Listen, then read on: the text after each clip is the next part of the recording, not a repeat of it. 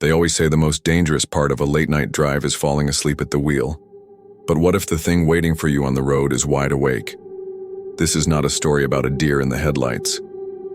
This is about something far, darker, and not quite human. It was a Thursday night. I remember it clearly because it was supposed to be an ordinary drive. 9:42 p.m. I had just finished a late shift and was heading back home through a stretch of rural highway in Montana. Route 93, no cars, no lights. Just endless road, pine trees, and my high beams cutting through the thick night air. The drive was supposed to take 45 minutes. I'd done it dozens of times. But that night, something changed. 10 minutes in, my phone lost service. No big deal. It always did near the canyon pass. The next thing I noticed, the radio began to hiss, static, even though it had been playing a podcast just moments ago. I reached down to switch it off when I caught a glimpse of something in my peripheral vision. A figure on the side of the road. A tall, motionless figure just standing there, pale, dressed in white. I slammed the brakes, my tires squealed, and I came to a stop. I looked in the rearview mirror. Nothing. The road behind me was empty, not a soul. I laughed it off, maybe my mind playing tricks. I've been tired before. I've hallucinated headlights, deer, never a person. But I kept driving. Another 10 minutes passed, and then I saw it again. Only this time, it was standing in the middle of the road, dead center, arms at its sides, no movement. My heart stopped. I slowed the car down, squinting to get a better look. That's when the headlights caught the face. It wasn't a person. Or maybe it used to be.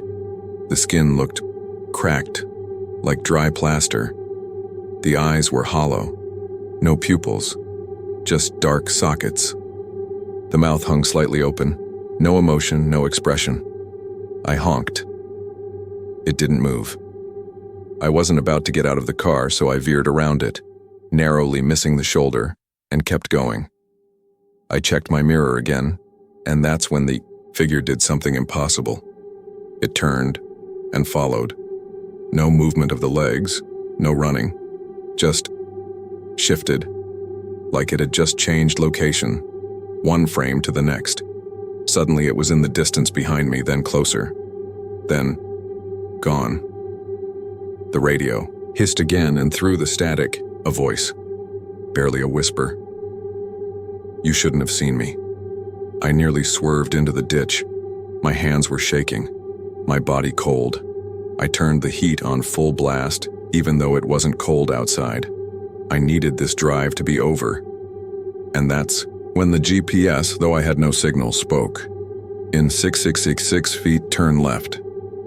I didn't set a destination. The screen showed a red line veering off the main highway, into a gravel road I'd never seen before. No road signs, no landmarks. I turned, the screen off, didn't want to know. I stayed straight, focused, eyes on the road, no more distractions. Then, bam.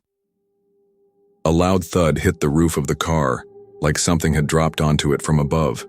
I pulled over, heart racing, locked the doors, looked up through the windshield. Nothing. I slowly stepped out of the car. Just for a second, and there it was. Not the figure, but a footprint. A bare, ash-covered footprint on the hood of my car, too big for a child.